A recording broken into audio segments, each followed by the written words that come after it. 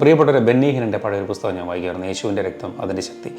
ഈ പുസ്തകം വായിക്കുമ്പോൾ എന്നെ ഇങ്ങനെ ടച്ച് ചെയ്ത ഒരു സംഭവമുണ്ട്. അതായത് പഴയ നിയമത്തിൽ നമ്മൾ കേൾക്കുന്ന ഒരു ഭാഗം ഇതാണ്: ആദവും ഹവ്വയും പാപം ചെയ്തതിന് ശേഷം അവരുടെ നഗ്നത മനസ്സിലാക്കുകയും അവർ പച്ചിലകൾ കൊണ്ട് അവരുടെ ശരീരം മറയ്ക്കുകയൊക്കെ ചെയ്യുന്നു. അപ്പോൾ ദൈവം ചോദിക്കുന്നുണ്ട്, നീ നഗ്നനാണെന്ന് ആര് പറഞ്ഞു എന്നുള്ള ഭാഗം. എന്നിട്ട് പറയുന്നുണ്ട്, ഇതാ ഒരു മൃഗത്തെ കൊന്നിട്ട് അതിൻ്റെ തോല് കൊണ്ട് അവരുടെ നഗ്നതയെ മറയ്ക്കുമെന്ന്. ശരിക്കും പറഞ്ഞാൽ ആദ്യത്തെ ബ്ലഡ് ഷെഡാണ്. അതായത് മനുഷ്യൻ ജീവനെതിരെ, ദൈവത്തിനെതിരെ പാപം ചെയ്തപ്പോൾ ദൈവം മറ്റൊരു ജീവനെ പാപത്തിന് പരിഹാരമായിട്ട് ബലി ചെയ്ത് അതിനെക്കൊണ്ട് അവരുടെ പാപത്തെ മറയ്ക്കുകയാണ്. ഇത് വല്ലാതെ തന്നെ ആകർഷിച്ച്.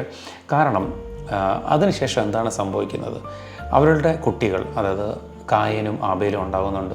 ഇതേ കായൻ ശരിക്കും ദൈവത്തിന് അർപ്പിക്കുന്ന ബലി അവൻ കാഴ്ചവെക്കുന്നത് ഇതാണ്: അവൻ്റെ കൃഷിയിടത്തു നിന്ന് കൊണ്ടുവരുന്ന വസ്തുക്കളാണ് അവൻ കാഴ്ചയായിട്ട്. പക്ഷേ ദൈവം അത് സ്വീകരിക്കുന്നില്ല.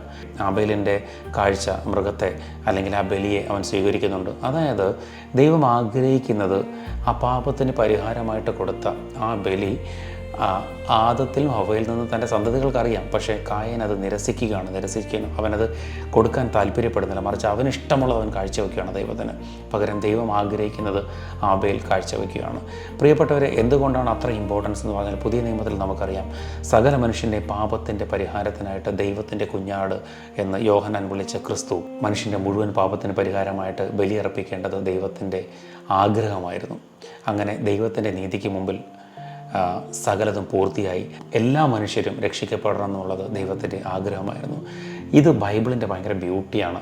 അതായത് പഴയ നിയമത്തിലെ ഓരോ ഇൻസിഡൻറ്റും, ഉൽപ്പത്തി മുതൽ നമ്മൾ കാണുന്ന ഓരോ ഇൻസിഡൻറ്റും ക്രിസ്തുവിലേക്ക് ഇങ്ങനെ ഫോക്കസ് ചെയ്യപ്പെട്ടിട്ടുണ്ട്. ഈശോ നിങ്ങളെ അനുഗ്രഹിക്കട്ടെ.